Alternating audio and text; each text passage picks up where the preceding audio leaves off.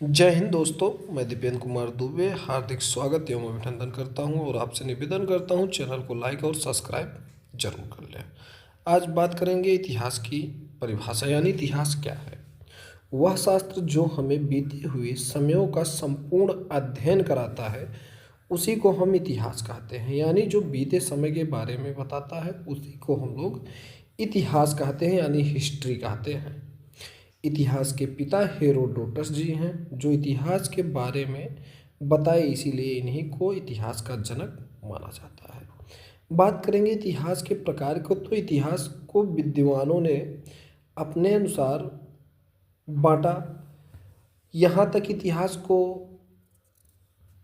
प्राचीन इतिहास, मध्य इतिहास, आधुनिक इतिहास के नाम से जाना जाता है। वहीं विद्वानों ने इसको प्रागैतिहासिक काल, आध्यैतिहासिक काल और ऐतिहासिक काल के नाम से भी बताया।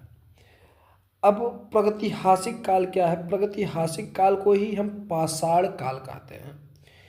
इस काल की अवधि 3.3 मिलियन वर्ष से लेकर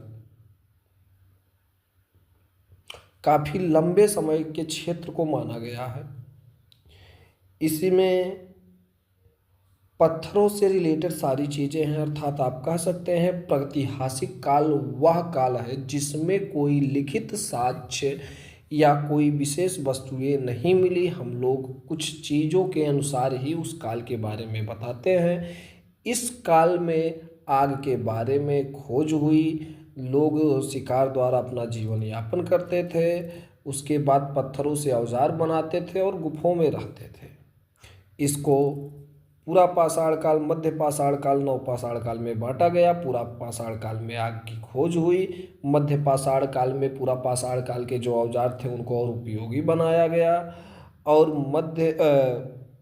नव पाषाण काल में फसलों को ये लोग चालू कर दिए, यानी उस समय खाद्य पदार्थ का प्रयोग करना चालू कर दिए, फसल का प्रयोग करना चालू कर दिए, कुत्ता पालना चालू कर दिए, इस प्रकार की चीज़ें चालू कर दिए।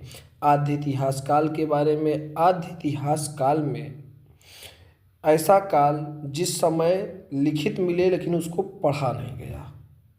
हाँ तो दोस्तों, ऐसा काल जिस काल में लिखित साक्ष्य मिले लेकिन उनको पढ़ा ना जा सका, उसी काल को हम लोग आद्य ऐतिहासिक काल कहते हैं।